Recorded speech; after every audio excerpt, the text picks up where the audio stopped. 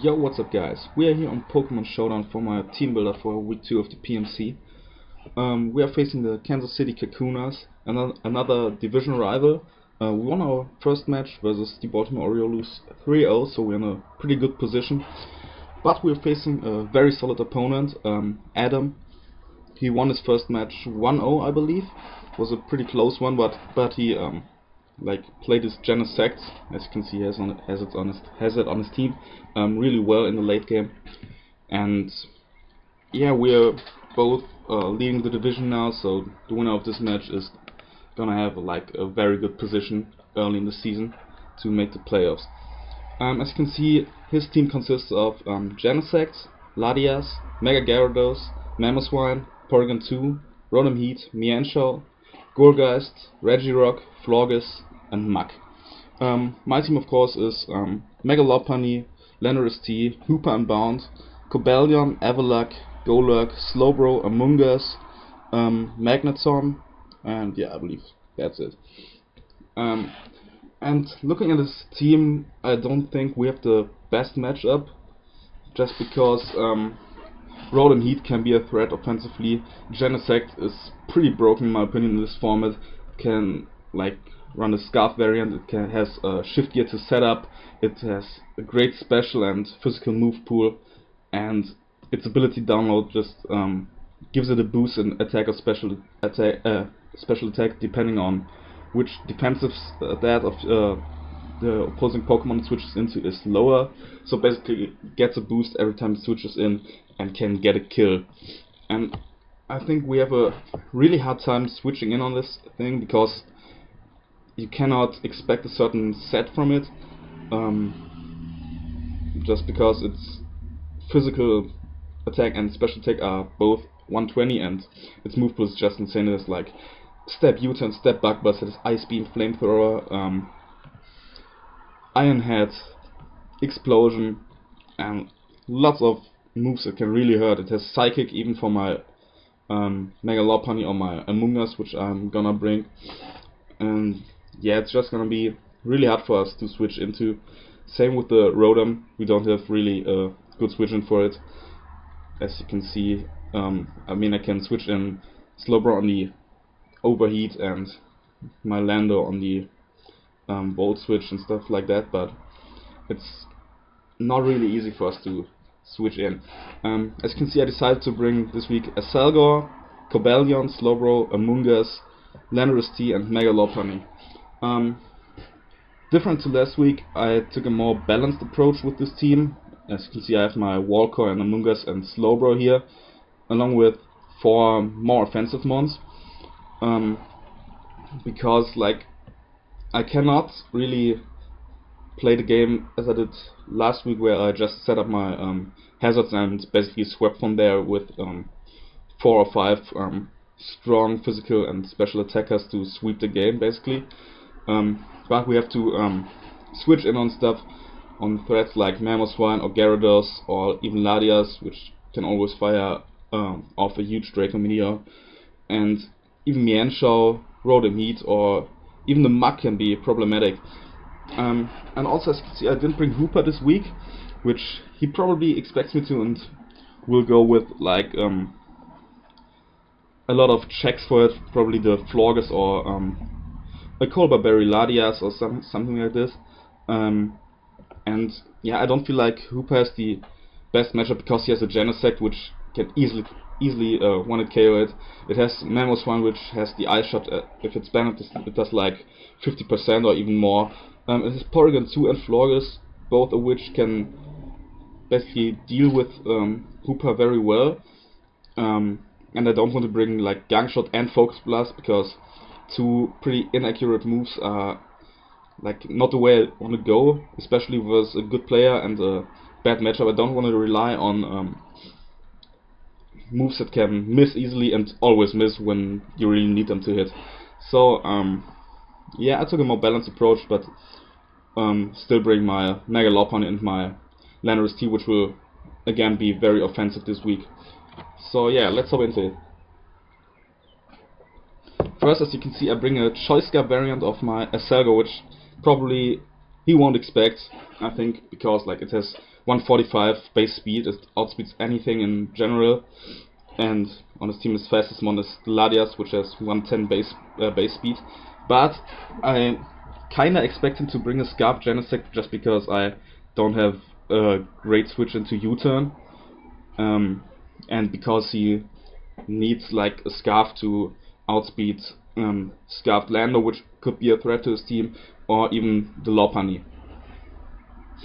So I bring a Scarf variant with the Hidden Power Fire to basically one-hit KO the Genesect, which I expect to be his lead this week, just to scout with the U-turn, which I expect to be his lead, and OHKO it with the Hidden Power Fire or get like 99% off if he's like a bulkier variant, which I doubt he'll be, because he probably is gonna bring a mixed variant with max speed or a lot of speed, and then EVs in special attack and attack to do as much damage to my walls as possible. So yeah, after Hidden Power Fire to OHKO the Genesect, also with the Choice Scarf I can outspeed a Scarf Mamoswine or a Scarf Mienshao and do like 100% OHKO the Mamoswine and do like 80% or 70% to the Mienshao. Also have the Bug Buzz, which does like 70% to the Ladias if it's offensive, and it can just easily revenge kill the Mega Gyarados even if it's +2. I outspeed because I have a lot of speeds in here. I can, like, if Gyarados is weakened, if it took rocks damage before it Mega Evolves, I can OHKO it with the Bug Buzz, and overall can just do a lot of damage to his mons. Genesect dies, Ladius takes 60 to 70%, Gyarados is revenge killed, Mamoswine dies to a Focus Blast, Porygon 2 can take 2 Focus Blasts if he's a special defensive set, which I expect him to bring if he is. I cannot touch Rotom and the Florges and the Mach also, but I can hit the Regirock and the Gogas. Just my Acelga is just a very good wall breaker and revenge killer in this game, I hope. I also have these spikes on here because if I like let it get down on health or don't really need it to hit anything else, I can set up a spike and whittle down his mons on the switch, and I think I'll have a tough time winning the Hazard War just because he has the best defogger in the game in Ladias, and I'm not too confident about my ability to keep up my hazards on his side. I hopefully can prevent him from setting up rocks or force him to defog his rocks away. I feel like if I lose the Hazard War, I'm probably gonna lose the game, and so we have to keep my Cobalion, which is my rocker this week, healthy and force his Ladias to defog if he sets up rocks on my side. But looking at his team, he doesn't have the best rockers, I feel. He has Mamoswine, which I expect to be scarfed because otherwise it's just killed by a potential fake out plus Drain Punch or High Jump Kick Lopunny lead, and just dies to a lot of things.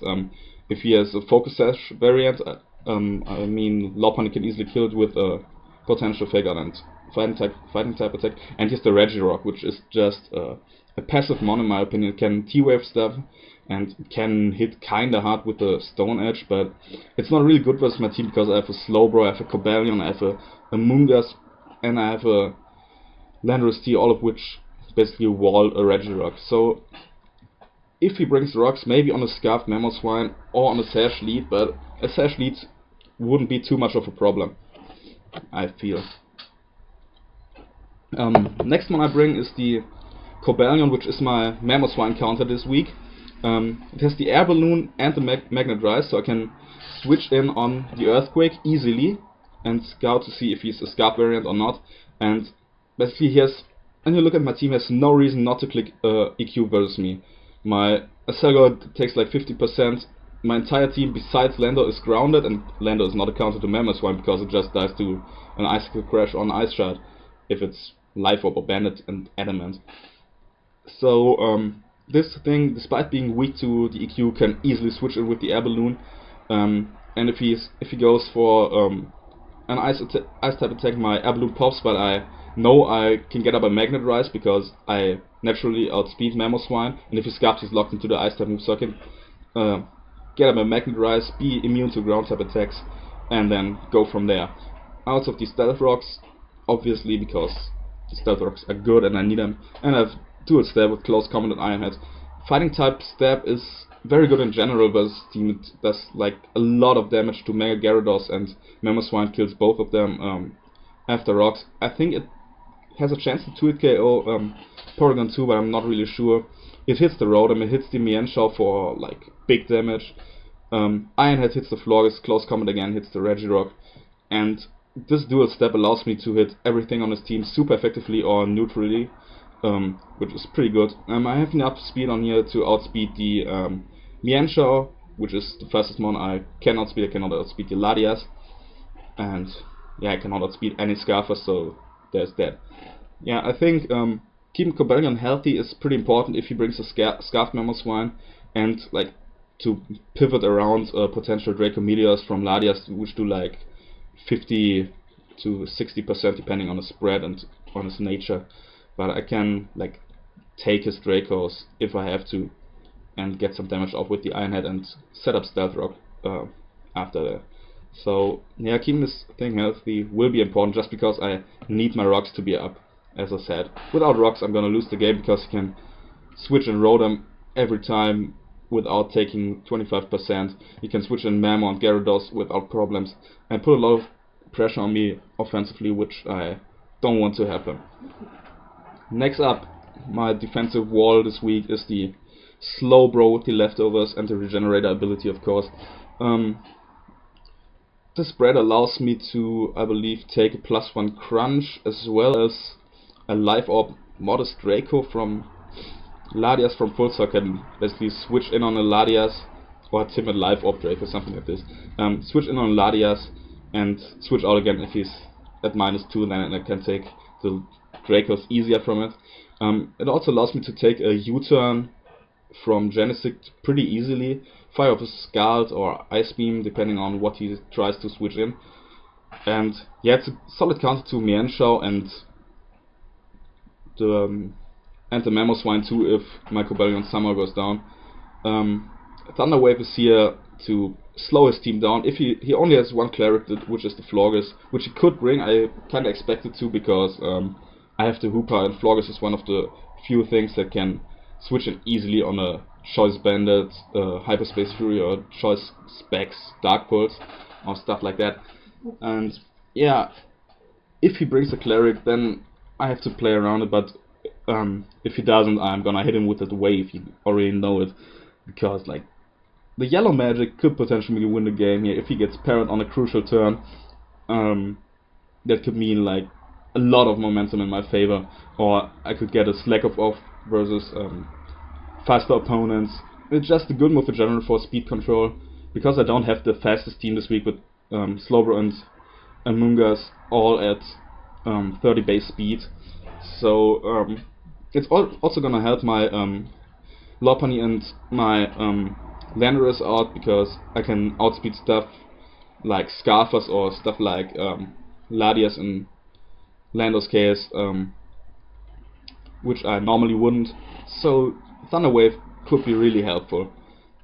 Scald is another great move for his team. He has nothing that wants to take a Scald or even a Scald Burn besides the Florges, which if he brings it, it's like probably his main answer to the Slowbro.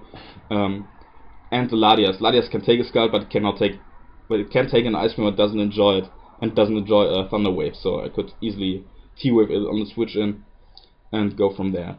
Like, I expect Slowbro to really be a problem for him if I can prevent Rotom from killing it, or Gyarados from setting up, but I'm not really afraid of Gyarados, because I have my Aselga to Revenge Grid. I have my Amoonguss, which can easily wall and clear smog the Gyarados. I doubt he'll bring it even, but if he does, I think I'm very good prepared for it. Yeah, next up is my Amoonguss, which is a Assault-based variant this week. I have the Giga Drain, the Sludge Bomb, the Hidden Power Fire for the Genesect, of course, and the Clear Smog. HP Fire does like 50% to a Genesect if he has some HP investment. I have a very similar spread as I have on my Slowbro, as you can see. in the defenses.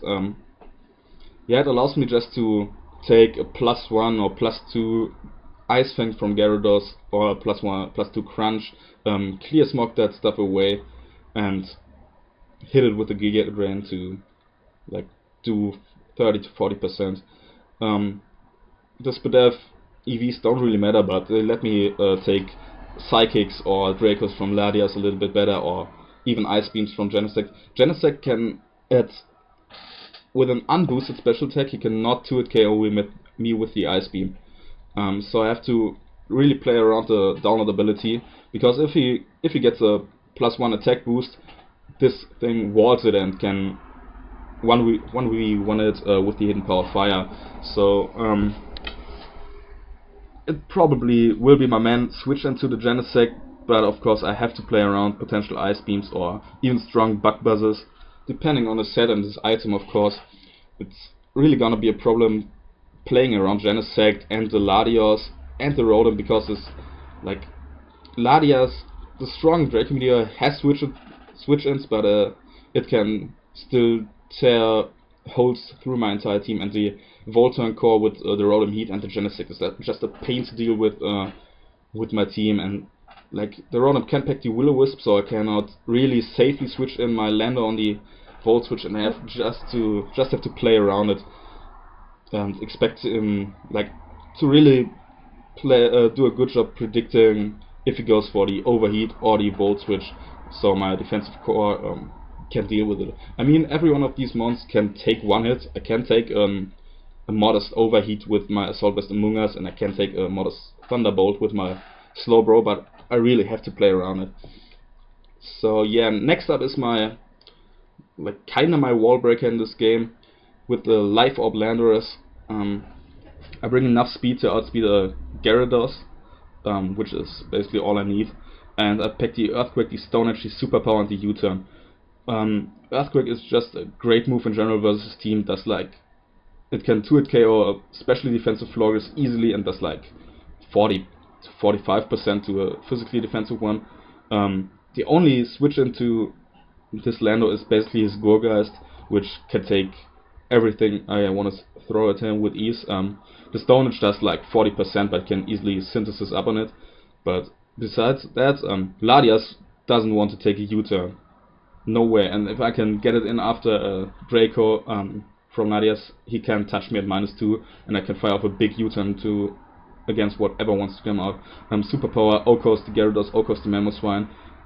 Has a chance to 2-hit KO the Porygon unless he's fully physically defensive, but I doubt he'll bring the Porygon, because I have two great fighting types in Lopunny and Cobalion. He knows I'm gonna bring both of them probably, and yeah, it just doesn't matter really if I can 2-hit KO the Porygon, but I can do a hefty chunk to it if he brings it, and switch around it easily with the U-turn and the Superpower. It's at 40% or something, so I can easily deal with the Porygon. Stone Edge of course hits the Rotom, O-Co's it if it's a offensive variant, which I expect more than a physically defensive variant, because stuff like Lando and Lopunny combined can deal with the Rotom, and I have I don't have great status absorbers, but Slowbro and Among Us with their recovery and their regenerator ability don't mind Will-O-Wisps too much, so I think I can play around it easily if it's a physically defensive variant, and if it's offensive I just fire off a huge Stone Edge, which his entire team doesn't really like.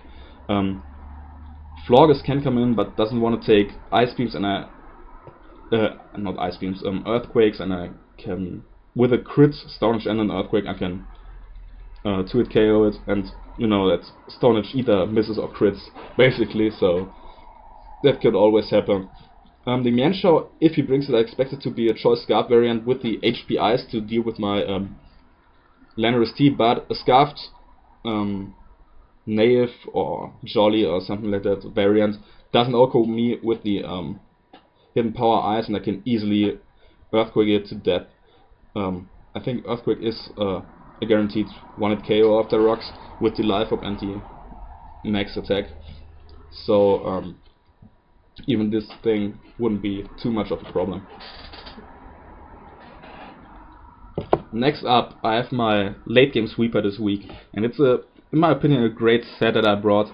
The Mega Lopunny again, Adamant Mega Lopunny. I love to run Adamant on this, especially when I really don't need Jolly, which I don't this week because its fastest mon is Ladias, which I outspeed with an Adamant nature, and the damage output you get from putting Adamant on there is just really helpful versus like bulky or balanced teams.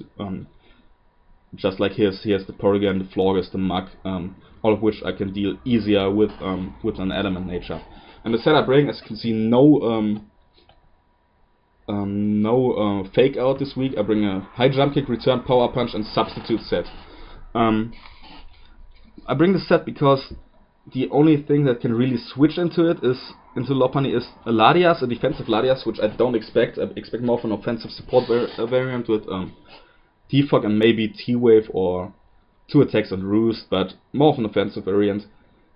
And so the only thing he can switch into it is the Florges, which doesn't appreciate returns. It has a chance to be 2-hit KO'd by 2 Adamant returns, so it's not really a counter. And the Gourgeist. And against the Gourgeist I can set up a substitute, basically, on a potential Will-O-Wisp, hit it with the high jump kick, which does like 45%, and hope,